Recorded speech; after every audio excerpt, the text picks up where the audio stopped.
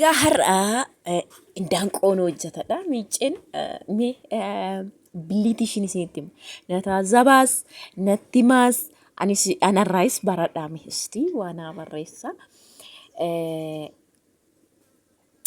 Sinitti agarsiisuufanii zim jedhee manumatti hojjetachuuf waan ta'eef qoyya isin qassee gaafa ayyaanaan qaqqabu siraataan isinitti agarsiisa jedhee jechuudha. Kanaaf viidiyoo kana immoo amma dhumaatti ilaalatuma nama wajjin taasiniin jedhaa. Farasanyaa nyaadha. Farasanyaa nyaachuun baay'ee baasuunis namni farasanyaa baasuu yookiin akkasitti baasuu beekus dirqama jechuudha. Kanaafi koottamee siniin barsiisa ani siniin jedha. Achi immoo na barsiisa siniin jechuu barbaadeeni. Isinitti agarsiisuufan tokko lama jedhaa jalqaba like share gochuus hin dagatiina. Lakkaan jira. Irra isinii deema qaba gisee biraa. Ookii ol fuudheen isinirra deemudha. Ishi kudha lama hija shiinaabaa bargeet yeroo hundumaa waan kanatti lakkooftan kun lakkoofsa indaanqoo keessa hin jiru. Kanan beektu isinuu immoo morma waan ta'eef lakkoofsa keessa kan hin jirre yoomuu yoo ta'e tirfiisaa ta'u isinittis yoo hir'ate isaan amma lamaan abadan keessa hin jiran cittuu gatuus dandeessu isa waan ta'eef nama nyaachuu barbaadu qofatu itti fayyadama. Ani amma nyaadhu akkasumaan dhiqee malee fayyisaas fayyadamu dhugaa dubbachuuf gisee kamuu. ግን እናኒ ፋይኙ ጀዳ ዝም ጀዴ ነን ጀዳ ሶ ሳን ካናን ሲዲ ላካ ነወጅን ታ ኦኬ ነወጅን ታ አኩማ አርጊታኒ ኩኑ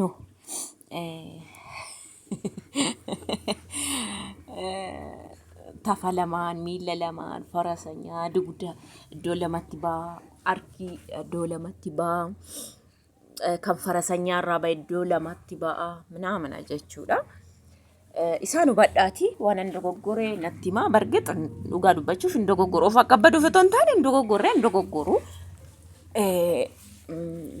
kanan isin jedha kun akkuma argitan kuni tafa lamaani lakkaan mee isinitti agarsiisa tafa lamaan jechuudha kan miillirraa ba'u lamaan taa'e.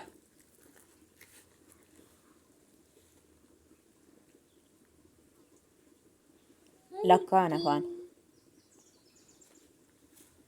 tafa lamaan luka lamaan kan farasanyaa irraa ba'e lamaan lixaaci yookiin maal jedhamee waamama haala yookiin siniif lakkaa'ama tafa lamaanii lama luka lamaanii afur okay luka lamaan afur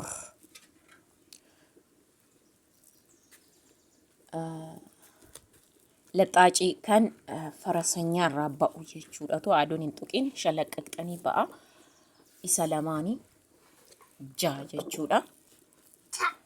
Farasanyaadhaan torba ishii qara qabdu sana irraa cabsuu dandeessu farasanyaa irraa torba jedha farasanyaadhaan ishii qara qabdu sana cabsitanii gatuu dandeessu. Normaali kan cinneedha jechuudha farasanyaa akkuma argaa jirtanidha.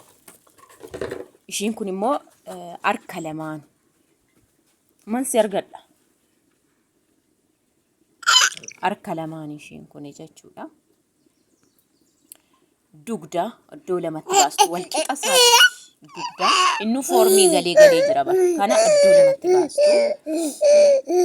Meeqaree kudha tokko gateetti iddoo mormatti sahaanutti jechuudha 12. Kanaafi omtuu kan hin amne jechuudha.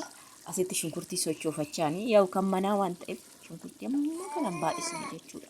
Yeroo inni distii guddaa ta'e hojjechaa jira. Kaameeratti xinnoo hin fakkaate malee garuu xiqqaan fayyadamee chukooti.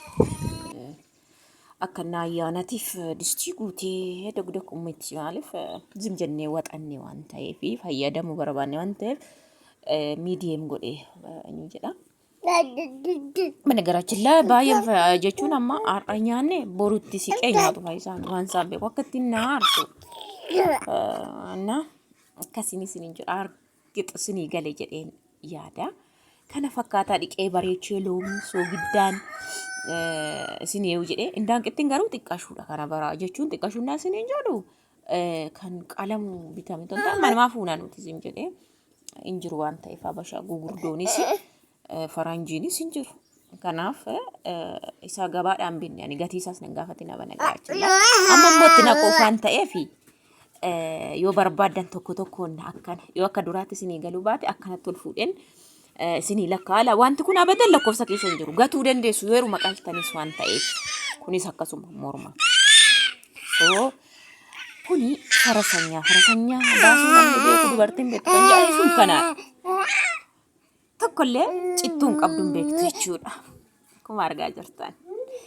Ishii qara qabdu lamaanii irraa cabsuu dandeessu isin. Garuu namni kanaan beeka baqa farasanyaa isa jedhan. Namoonni tokko sana hin cabsitu sammas ga'u jedhu. Luka lamaanii sadii tafa lamaanii shan isa farasanyaarraa shalaqqaqqanii baaftan lamaan lixxaachi kan jedhamu shaniin torba ta'a jechuudha.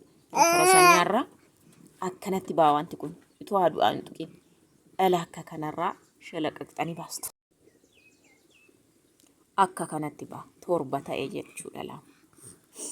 Bakka wanti kun kana baasnaan iddoo kana baasnaan isa kan si jammarin beektu bara iddoo kana kan dubartii rakkisu yeroo baay'ee waan kana baasu jechuudha. Farasanyaa kanarraa lixaacii kana shalaqqaqqanii baasutu si rakkisa.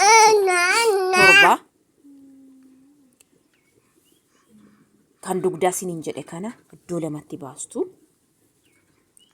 Foormii galeetuma isinitti himannu akka iddoo dugdarra jechuudha. Iddoo lamatti baastu sagal dhufa. Sagalii isa mormattaan gatiitti jechuudha.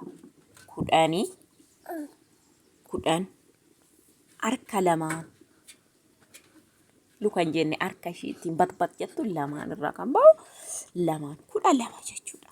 Waasaan irra naafere ciao akkasuma jechuudha. So amma distiitti naqachuuf jedheen isa dhumaa tokko ol fuudhee siin agarsiisu laasinii galuu didaa eetanii yaada gaafii qabdan lakini susni isa sana raaciituu qabu yoo jettan na barreessaa. Let's go gara shunkurtii tina qannaa jechuudha. Shunkurtii bilcheeffadheera. Beekatuma alatti baasee barandaa kootii waan xeeffataa godhee booda buna dhugnee walitti deebinaan isiniin jedha. Viidiyoo koo like share gochuu hin dagatiina. Yeroo baay'ee fayyisaan maalan jedha seetanii arbanna kan ayyaana irratti hindaanquu waxu jaladhu isa dhugaa dubbachuuf eenyaa dhugaa qasaatiin qabu. So lafatti jedhaniyyuu